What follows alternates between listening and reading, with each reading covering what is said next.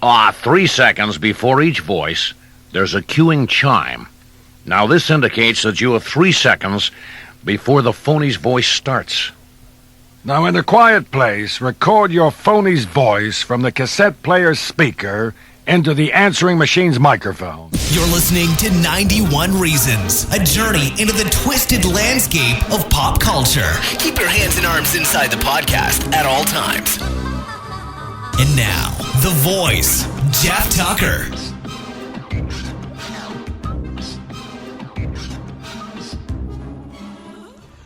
Hey everybody, it's Jeff. It's been quite a scary farm Halloween season, let me tell you.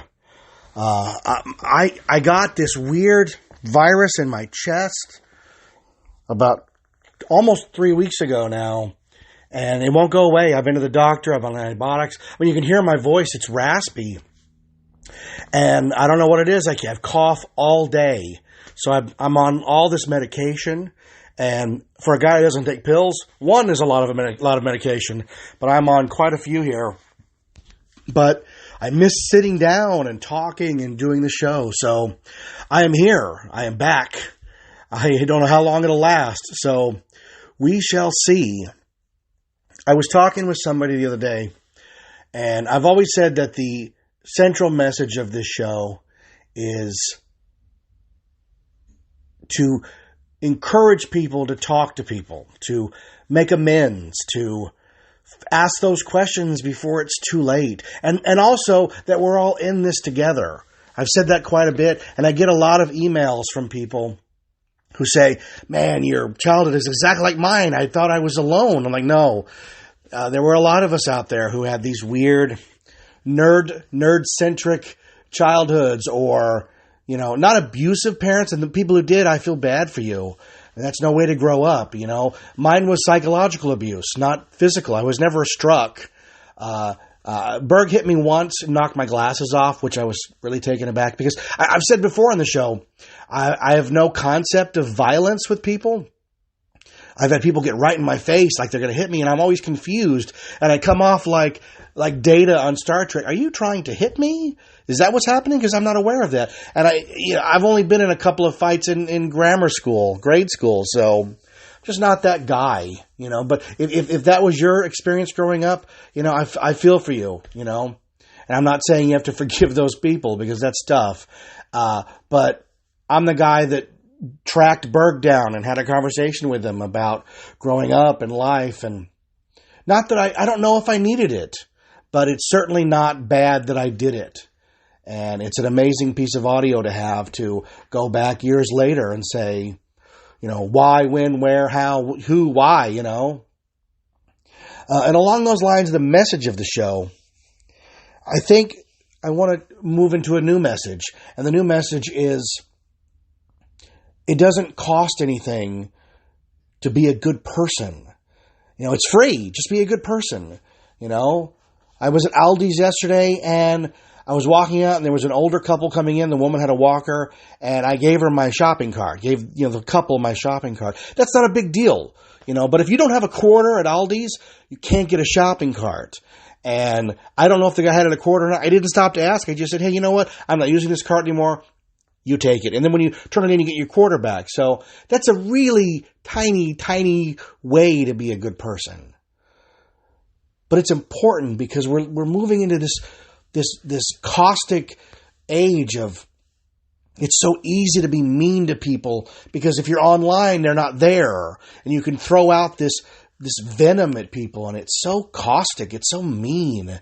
And I always wonder, I won't give an exact example, but I will say, somebody will post something. It'll be something silly like, I like peanut butter. And then instead of saying, hey, cool, man, peanut butter's great, someone will say, you don't like jelly? How can you not like jelly? Well, I didn't say that. And why would you assume it? And second, what would move you to want to post on it? And that's why I've actually steered really far away from Facebook for the last almost month now. I do go on the 91 Reasons page, and I try to answer any letter people send me. I post funny stuff, but my personal Facebook page feed, I'm not into it anymore. I don't find it interesting. I don't find it fun. It's nothing but horrible stories after another, mixed in with a few really nice things people have to say. But it's like spitting in the rain. You get drowned out by this human need to tear down. I don't understand it. I don't have that gene. I don't understand it. So I don't get it. So let's all make a New Year's resolution that every day you're going to do something nice for somebody. Maybe somebody you know, maybe somebody you don't. You know? Sound like I'm preaching. I don't mean to preach. I'm not that guy either. You know? I'm not that guy either. But somebody did something really nice for me this week, and it just sort of triggered me that, hey, I should, in the galactic sense, I should pay this forward. During Scary Farm this year, we had a meet and greet with BuzzFeed Unsolved, these two guys that go around looking at places for ghosts. And they had a meet and greet with a lot of people. Boy, they're really popular. So I went over because one of the guys is a meme. He's the meme of the guy the meme is, hey there, demons, it's me, your boy. I don't know why that's funny to me. I just think it's hysterical. So I went over and I was like, I just want to see what the guy looks like. And we're like, that's the guy for the meme. You know, isn't that stupid? Like, to go out of your way to see a meme guy? You know, I guess I watched people line up at Kamikaze for over an hour just to look closely or take a picture with Grumpy Cat. And that's not even a person. So I get that, you know, I get it. So I went over to Wagon Camp because as my duties at Scary Farm is to oversee things and make sure things are going smoothly and offer assistance whenever I can. That's the main thing, is I was a support team. What can I do to make your job easier? And they had it fully under control, but I'm there gawking, you know, and I was like, it'd be funny to take a picture with these guys. But here's the thing, I don't know who they are. I don't watch these videos. I'm sure they're great. Mike Stoklasa lives by these ghost hunter videos, so there must be something to him because I respect Mike and I respect his opinions. He's the guy from Red Letter Media, by the way, for those of you who are not a nerd and a dork like me. So I'm standing there and I don't know how to do this because I'm not that guy that's, hey, can I take a picture? And I don't begrudge people who are. I envy going up to people and asking for a picture. It's tough for me to do. I don't want to bother people. I don't want to come off as if I'm bothering people. So they brought some people backstage to meet these guys, and it was two very nice women, and they were nearly in tears. They couldn't believe they were meeting these two guys. And I thought, oh, I look completely beyond normal compared to them. I mean, they're really into it. So if I just do it casually. So they took their pictures. They gave them some gifts to the guys. It was very nice. And then I was like, hey guys, I'm in entertainment here. And I was wondering if I could, my daughter loves your videos. I blame Josie. My daughter loves your videos. Can I get a picture? And the main host, Ryan, looks at me and he goes, oh my God, you're Jeff Tucker. And I went, are you kidding me? That's what? He goes, I can't believe it's really you. I said, now don't do that. That's silly. Don't do that. He goes, no, man. Going to college, all we did was talk about Scary Farm and watch Season of Screams, the DVD. Now, Season of Screams is this documentary that I did some interviews for like almost 20 years ago. It was a long time ago. And these guys watched it all the time, like a lot. And he just kept staring at me and he said, yeah, we could take a picture, but can I get my picture with you? And I was like, well, of course. Don't be ridiculous. Of course. So I took my picture with this guy. And then we took my picture with, two different pictures for two different things, right? And I told the guy I liked that he's part of the meme, and he was pretty funny about it. You can't predict memes. You just live your life, and suddenly a snapshot is taken, and they add all these captions to it. And then we're talking, and he looks at me and he says, "It's just really weird that you're saying stuff that you didn't say on the DVD because you're just talking in real life." I said, "Yeah, I'm not on the documentary anymore." And I said, "Ryan, I'm sitting here, and I know everything about Scary Farm. Do you have any questions you have?" And he kind of got stymied. I put him on the spot, and that's not fair. I said, well, take your time, man. Here's my personal email, my work email. If you have questions, just let me know. And then we got to talk a little more, and I said, you would really dig the Guide to Scary Farm that Ted Doherty wrote. It's a really good book. Now, at the time, I don't know the things out of print. I think I can walk over to the magic shop in Ghost Town and pick one up. Well, that's not the case. So I said, email me, and if I can track this book down, I'll send you a copy. He's like, yeah, if you can, that's great. If not, it's just really cool talking to you. And I'm like, yeah, that's cool too, man. I'm the same way. If you can, you can. If you can't, no big deal. So I looked all over for this book. I even looked for mine, but I can't find mine either. So I put it out on Facebook. Hey, does anybody have a copy of this they'd be willing to trade or sell me or something? And this really nice guy, Jeremy, gave me his book for free. Like, that's the nicest thing I can think of. It's so amazing. And I went over to pick it up, and I'm like, this is so nice you're doing this. And he's like, no, man, you're helping people out. That's cool. I'm like, that's exactly, boom. I am going to use that, and I'm going to move forward with that. We're going to do nice things for people. And that's how we're going to write the universe here. So I told Jeremy where the book was going. I'm going to mail it out this week. Thank you, Jeremy. That's amazing. He told me he likes the show, and that's fantastic. And that he liked the one I did, the birthday episode for Luna. And it's so humbling to hear, because I don't expect anybody to even know that I do a podcast, much less, hey, I listen to your show and I like it, and here's this particular episode. That's so amazing. So thank you for the conversation, the book, the gesture. It's so nice. I'm going to mail it out. So thank you. And it just made me feel good. Like, we're doing this, everybody's pitching in, and this guy's going to love this book, and that's really great. He didn't even know it existed, and now it's going to come in the mail. Anything better than getting cool stuff in the mail? It's one of life's real joys, is like, get stuff in the mail. Hey, what happened? I got a package in the mail today. Amazon's great too. They drop it off, but you ordered that an hour ago, so you know it's coming. But I order stuff on eBay and you forget, like, I get packages that I've ordered. I'm like, I forgot I ordered this, because I order a lot of stuff out of China, and it takes sometimes 2 or 3 months, and I'm like, I don't even remember ordering this thing. So it's fun to get stuff in the mail. It's fun all around.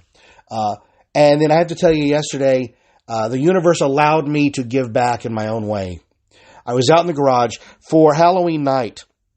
Rachel made a big sign. We made a big sign saying, trick-or-treaters are welcome here, all ages, to let people know that we were open for business with candy and toys to give out, and to strike back at that horrible town that said kids over 14 couldn't trick-or-treat. That's inhuman. Please go away. But anyways, we duct taped the sign to the front of our house so that people would know we put a light on it and the whole bit.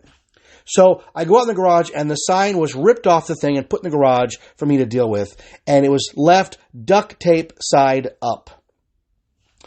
I look down, and there is a baby lizard stuck on the tape, like really stuck, and he's just sitting there. He can't move. His tail is stuck. Mostly on his belly it's stuck. And, oh my God, I panicked. I went into panic mode over this tiny lizard. I have to figure out how to get this lizard free from the tape. So I'm sitting there and I'm talking to him like, I got you, little guy.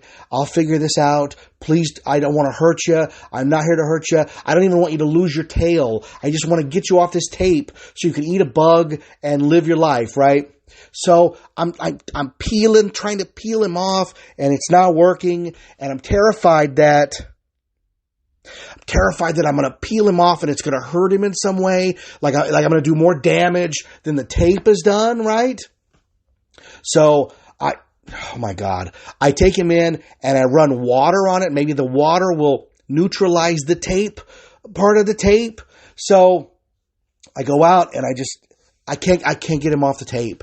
So I'm like, well, what if I cut the tape around? So it's only the tape on him and then he's still free. But then he's got tape on him. He can't live with tape on him. He can't breathe through his skin or whatever they need to do. This is a hindrance. So I said, look, I'm going to do whatever I can to save this darn lizard. So I sat there, and it took me almost an hour to tiny little movements, peel. I didn't want to hurt him. I didn't want to even make him lose his tail, and he's he would move around a bit, and his mouth would get wide open like he's in attack mode, but he can't attack. He's stuck. So I got him free of the tape. I set him down, and you could tell he was in shock. So because he was just laying there, I'm like, oh no, I've gone to all this work, and I've put him on the ground, and he's going to die. So I leaned down, and I blew a puff of air, and darn it, he ran off into the bush. Ran off like nothing had happened. Oh my God, isn't it crazy how little tiny things like that can affect you so? I felt so happy that I had freed this lizard from tape. And then I thought, well, what if he hadn't made it? What if he hadn't made it? What if I'd done all that and he was dead, or hurt so bad that he might as well be dead? Or, like on The Simpsons, they freed the lizard, they turn around and a bird swoops in and picks him up. But it didn't happen. He ran off, and I'm sure in another few weeks I will see him out in the yard, much bigger from eating all the crickets that are around the house. So, hey, little guy, I'm glad we worked together and we got you free. So, I wanted to do this episode today. As you can hear, again, my voice is just waning. I'm going to try to barrel through this. I want to talk about all of the stupid vehicles I have driven. This sounds like a crazy idea for an episode. It sounds stupid, but bear with me because I don't know what your experience has been, but I have been through hell and back just trying to get from point A to point B in a motorized transport of some sort. Oh my God.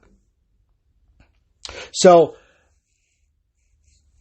when I was 16, I wanted to drive in the worst way. Oh my God. I wanted to drive. Because driving meant you could get away. Driving meant freedom. Driving meant not being here with Berg. So, I learned on a vehicle called a Chinook. I think I've mentioned it on the show before. A Chinook is like a truck and a camper shell, but it's all one piece. It's the ugliest thing you've ever seen. It looks like a Hot Wheel you would never play with. It's a big, dorky-looking thing with a bed and a kitchen in the back, and a space for a closet and a space for a toilet. Like, it's not that big, but it has all this stuff. And then it has sleeper over the cab. So, my mother bought this Chinook.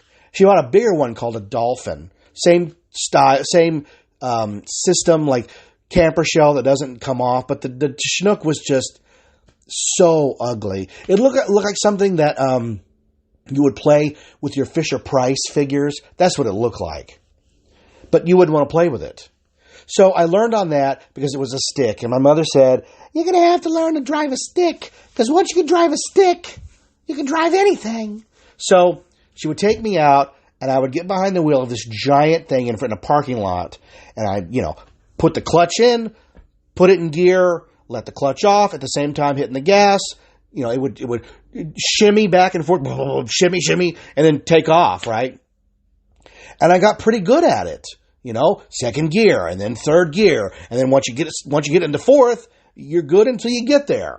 I learned on the stick. And the funniest moment in that was we were driving up in Norwalk, and there was a place where the train went over the top. So there was an underpass, and we were on the upside tick of the underpass, waiting to go into Albertsons over by Keystone Lanes. And I've got the clutch in, I've got it in first gear, and I've got the brake on, and my mother starts panicking. Because if you don't do it right, the truck goes backwards. If you don't put it in gear in just the right amount of pressure, it'll either stall out or it'll be in neutral and it'll go backwards. And she's freaking out. We're going to go backwards. I said, Ma, I got this, relax. And when the light turned, I casually shifted and we took off. And I said, you taught me how to drive this truck. I know how to drive this truck. This was the same truck that I would end up taking my prom date to prom in. Oh my God.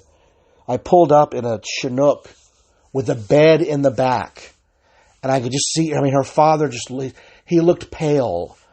And then he looked at me and knew everything was going to be fine. Like, she is not doing anything with this dork. And you know what, sir? You're right. You're right. Nothing. Not even a goodnight kiss. So everything's fine. So I learned to drive on that.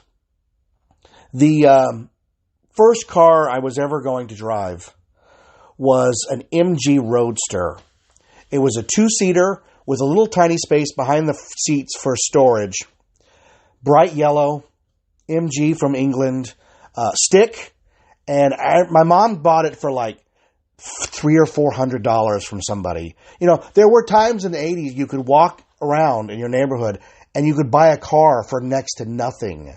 Nobody thought anything about it. This thing got probably 100 miles to the gallon, and I would ride around them. I only got to drive it one time.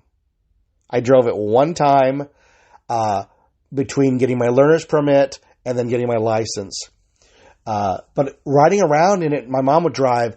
It was like you were a secret agent, because it was convertible. It was fast. It was fun. And I just knew that if I drove that MG, I could get any girl I wanted. What girl wouldn't want to ride in that thing? I was like, look at this, man. We're like Ferris Bueller in this thing. So, right before I got control of the vehicle, it was wrecked. An older man was driving on Studebaker, and he plowed into it and pushed it into the yard. It went up the curb and into the yard. And he got out of the car screaming, "I'm on my way to dialysis. I got no money. You could sue me, but I got no money." And I feel like Marty McFly. The car, Dad, he wrecked it. He totaled it. I needed that car. Do you have any idea how important this was? Do you have any clue? Like, I couldn't believe it. Like, of all the Marty McFly things to live out in your real life, having your car wrecked before you could get a date was not the one I wanted. And yet, the car was destroyed. So, I drove it one time. It was so much fun to drive. You could get it to where every time you slammed it into gear, the tires would squeal. They would, oh my God, it was so much fun. And watching it, Berg toted it, "I'll take that up to Elsinore." He took it out to his graveyard of lost cars, and I never saw it again. And God, that car was so cool. Oh well, that was not to be my first vehicle. I didn't have a first vehicle for a while. My mother and Berg were always going on vacations, so they flew to Hawaii for 2 weeks at one point. I think on 91 Reasons I put a picture up of Berg in his swimsuit. It's quite the picture. It's quite the picture. But while they were gone, my mother casually said I could drive Berg's truck around. Now, Berg's truck was a diesel, so they taught me how to turn the key to get it hot, to get it to start. And I remember I drove that thing around. Here's the thing. I wasn't driving it anywhere in particular. I was just driving it. There was a thing of being, 17, and I had my license by then, driving around, nowhere in particular, just listening to music. Oh, it was so good. Back in the 80s, there wasn't the traffic like there is now. And Berg told us to use he was aware I was driving it. Me and my brother were taking it somewhere. He wanted us to go somewhere and pick up something, so that when he got home, it would be at the house. We're like, hey, if that's the cost of admission, no problem. So we go over to this guy's house. We pick up, I don't remember, it was a bed or some big piece of furniture. And wrapped around Berg's truck, there was this big metal railing used for cargo, for taking things around. And around it was all this rope and twine. So we undid the twine. We wrapped the furniture in the twine so it wouldn't go anywhere, and we drove it home. And when Berg got home, he was livid with us because apparently the rack on the back of the truck was being held on by the twine. He didn't have it bolted to the frame. He had it attached to the frame with twine and rope. We thought the twine and rope was used for the securing of the items, not the securing of the rack itself. So, look at this thing. It's moved all back and forth and scratched up the whole truck. And I'm like, who doesn't attach it with metal? It's supposed to be bolted on. How are we supposed to know that you've made this? Well, it's Berg. We should have known. We should have known it's rinky-dink. That's just the way Berg operated. So, the build-up to the learner's permit was funny. I took driver's ed at Norwalk High. Mr. Bruner, I think his name was. He was a very strange, it was one of those hip teachers, had to show you how cool he was. His big thing was, you'll notice the steering wheel's on one side. I always thought the steering wheel should be in the middle so I could have a girl on each arm while I'm driving. But you'll find out when you're driving, it's just, I'm like, dude, what are you talking about? But this was the 80s. I learned on one of those simulators you get in, and it's like a movie that they project, and you have to drive through the streets and avoid obstacles. Then you have to back up into a space using a simulator. So they run the film in reverse image while you look through a mirror. It was so rickety. It's a wonder any of us learned how to drive using it. It's a wonder we didn't learn how to just become a demolition derby using the stupid simulator. Then I had to go to, in the car training, student driver training over at another high school. So it was a bunch of kids who had no idea who I was. I had never been behind the wheel before I did that. Ran the car right into the curb. And it's the one where the guy sitting in the passenger seat, the teacher, has his own steering wheel and brakes. He just looked at me and he said, "What are you doing?" I said, "I don't know. You're the teacher. You teach me how to drive. I don't know what I'm doing. I've never driven a car before." But I put all that behind me. Learned on the Chinook. Wanted that MG, and it didn't happen. The first car I ever really had control of was my brother's Celica. You've heard on the show how he ended up going to prison. So when he left, the car became mine. So I had a little tiny Toyota Celica. Not an attractive car, but it did run. And that's all that counts. When you're a high school kid, as long as it runs, it's the most important thing on the planet. So I took this Celica and drove it around. This is the car I used to go to. I went to see George Michael at the Forum. That's a whole nother episode. My George Michael stint where I was a huge George Michael fan. But I went to the George Michael concert and I bought a T-shirt. And it was one of those sex T-shirts. I said on the front it said, "I want your sex." On the back it said, "Explore monogamy." And I thought, chicks are going to faint when they see this sexy shirt I have. When I got home, the guy gave me the wrong shirt. I didn't check it at the place. So I picked up this guy, Eric, and we drove all the way back to the Forum the next day during the day. And I knocked on the door, and I'm like, "Yeah, I was here last night at George Michael." And they actually swapped out the shirts for me. So I went home with my Explore Monogamy shirt. I have somewhere, I think I even have a picture of me wearing it. I think there was one picture of me wearing it. I was so proud of this stupid T-shirt. So I go to drop Eric off, and on the way back, boom, the Celica gets hit by a car. He got hit by a guy driving his work truck home, and he raked the whole front and accordioned the hood in the middle. Like I didn't slam in anything. It came from the side. It's hard to explain. So I had to go to court for that and the whole bit. And in the end, the car still runs, but now the hood is buckled up. So the bottom half of the windshield is now not visible. You can't see anything but the buckled up hood. And yet, I still drove this stupid car until finally somebody said, "Jeff, you're going to get arrested. You can't drive that car. You can't see around the hood. It's blocking your own view." So of course I had to fix it. I took the hood off. And then I drove for a few weeks without a hood because it doesn't rain here. So the car's fine. But I'm driving around. This thing looked like it was out of Mad Max. It had no hood, right? So, because it's me, because I never met a car that didn't fall apart the minute I started driving it, the fuel pump went out. And they're very expensive to replace. So I asked my friend Greg, I said, look, we're smart people. We can replace the fuel pump. I know we can. Let's replace the fuel pump. So Greg and I go and we buy a fuel pump. We take the old one off, we put the new one on, and we're so proud of ourselves. Like, we did it. I think it took a week, but we did it. We figured it out. So we turn the car over, like nothing's happening. The car won't start, but we can actually hear the fuel pump. We had put it on backwards.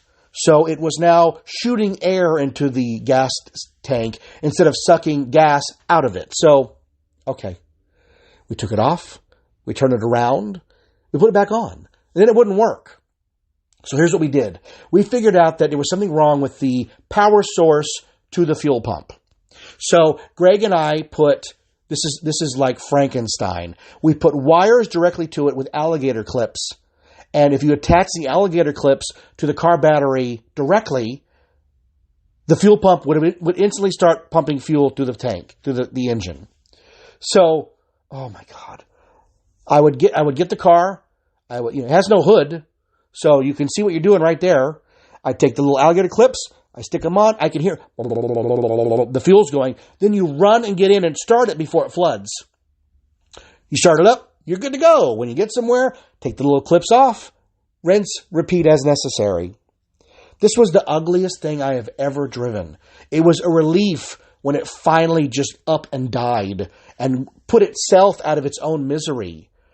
Oh my God, what a piece of junk this car was. But again, it got you where you needed to go when you needed to go. But it wouldn't be the last time I would have a horrific moment with these cars.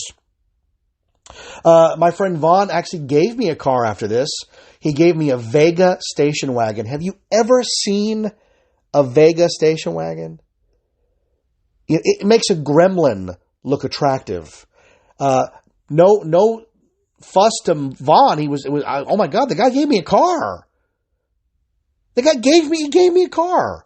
Sign it over to me. So I drove that for as long as it would drive. And the cool thing about that car was back in the 80s at sci-fi conventions, somebody had this brilliant idea to make fake switches for your car. They were black, and it was a toggle switch, up, down, click, click, click, click, click, click, click. And the bottom, they would screen print phasers, photon torpedoes, tractor beam. So Vaughn had bought these and put them on the dash so you could pretend that you were attacking the cars. Oh my God. I thought these were the coolest thing ever. Those would actually morph into, what was that thing called? The Equalizer? The Enforcer. Spencer Gifts sold the Enforcer. So all of those switches were put on a little tiny console with red flashing lights and sound effects. So if you hit laser, it would go doo-doo-doo-doo. If you hit photon, it would go boo, boo. Like, oh my God. I hadn't thought of that till this exact moment. Like, people would buy those and stick them in their car, like to pretend to attack the other cars. But Vaughn had these in the Vega, man. And again, I drove that Vega till one day it said, I'm done. And then like all the other cars, I gave it to Berg. He took the MG, he took the Celica, he took the Vega. I'll put it on Lake Elsinore on my property. Okay, go put it on your property, Berg. So then I bought myself my first car. The first car I ever bought for myself was a Honda Civic. The little, really tiny ones. Looks like a ladybug. It was bright orange. I called it the Orange Dot. It was a stick. And that car was great. It got me where I needed to go. It was not attractive. Girls were not going to throw themselves at me. They could have walked in front of it and it wouldn't have hurt them. That's how chintzy this car was. But it got good gas mileage. It got me to play rehearsal and back, which is all I needed, right? But unfortunately, this car, I got into another wreck. I was on the freeway trying to merge into traffic. The car in front of me wouldn't merge, so they stopped. I stopped, and the person behind me did not stop. The person behind me swerved left and then right and slammed into me on the driver's side and then knocked me off the freeway into a ditch. I have no memory of the accident. Firemen had to tell me, Highway Patrol. A few minutes later, I woke up and I was in the back seat. And there was a fireman at the window knocking. Are you okay, man? And I said, I think so. What happened? He goes, dude, you're at the bottom of a ravine. So I tried to open the door and he goes, it's not going to open. I went out the passenger side and got a look at the car. The entire driver's side was crunched in, so the door would never open again. The driver's seat was completely horizontal flat, which put me in the back seat, and there was no way the car was ever going to run again. This was right at the invention of those big, giant cellular phones. So somebody asked me for a number. They called my mom. My mother showed up at the accident site because wasn't very far from the house. She was white as a ghost. When she saw the car, she thought I was dead. And the fireman looked at her and he said, no, your son was wearing a seatbelt. The only thing that saved him was wearing a seatbelt. And this is before seatbelts were the law. I just wore it because I felt more secure wearing a seatbelt because most people didn't wear them. So, had one of those moments like I should be dead. So Berg took that orange car, the orange dot, and took it out to Elsinore. Well, I'll take the orange one. So what are we up to? The Celica, the MG, the Vega, and the Honda. Berg now has 4 of my vehicles in Lake Elsinore. So after that, I got weirded out and I bought a panel truck, like a big, giant, ugly metal truck that got about 2 miles to the gallon. I drove it a couple of times, but it was so ungodly big that I just was like, I can't drive this thing. This is ridiculous. What am I going to do with this thing? So I did what everybody did. I gave it to Berg, and it's probably out in Elsinore still. So after that, I bummed around for a while, and then finally my mother called me and she said, hey, a guy at work has got a car that he wants to sell, and we're going to buy it. It's $400. And I said, okay, it's $400. I have to go back to the Honda real quick. I totally forgot what I did to this Honda. At the end of the life of the Honda, this is before the wreck, the starter went out, right? So stick cars you can push. So sometimes I'd get my friends to push the car to start it. And I discovered that in the engine, it had a little, no joke, it had a coin slot, this white plastic indentation. You could stick a quarter in it and then turn the quarter to turn the car over. So I would get in the car, prime the engine with a few pumps of gas, go outside, hit that quarter thing, and actually start the car with a quarter. Like, what was I doing? It's a wonder I'm alive with these cars. So my mother I gave the money. She said, you're going to buy this car from this guy. I paid $400 for a 66 Mustang. It was the coolest freaking car I've ever driven. Oh my God, was it fun. It was so unbelievably fast. There were times that it would lurch because it was going so fast that you felt like you were going to warp speed on it. I really love this car. It needed a paint job, which I wasn't going to give it because I knew in Norwalk the minute I painted it, it was going to get stolen. So I drove that for a while, and then what did the Mustang in was 2 things. The first was something went wrong with not the solenoid. It's right on top of the engine, and it has flaps. Anyways, I started it up and flames shot out the top of it. Flames! I looked at the hood, and the hood had a circle that was ringing it. And I went, what the hell? So I opened the hood, and a flame shot up like a dragster or something. And then something went wrong with the radiator. And I learned that the hard way because I pulled over and it was running hot. So I went to open the radiator, and the cap shot 25 feet in the air. Like chitty chitty bang bang. And finally, this was a car that needed somebody to put a lot of money into it. And working at Spencer Gifts, I didn't have any money to put into it. So I had to let it go. And the first time in my life, I went to a car lot to buy a car. And that is an adventure in itself. So as you can tell, my voice is dying. I'm going to pick up for the next episode with my first trip to a car lot to buy a used car. What a nightmare. So thanks for tuning into this weird episode. I'm hoping to get my voice back in the next week or so to continue doing these. I'm not going to give up on 91 Reasons, even if my voice goes. I'm going to get one of those Stephen Hawking or Roger Ebert where this is 91 Reasons. I mean, nothing stops creative people. We keep going. So thanks for listening. Thanks again to Jeremy for the gift of that book. You have no idea how cool that is. I've said it a lot, but we're going to do nice things for people. Nice things. And we're going to have the universe right itself. It's going to be great. I'm Jeff Tucker, and this is 91 Reasons. Thanks for listening to 91 Reasons. Please subscribe and leave a review on iTunes. Find us on Facebook. Is anyone even still listening? 91 Reasons. Good night, future boy.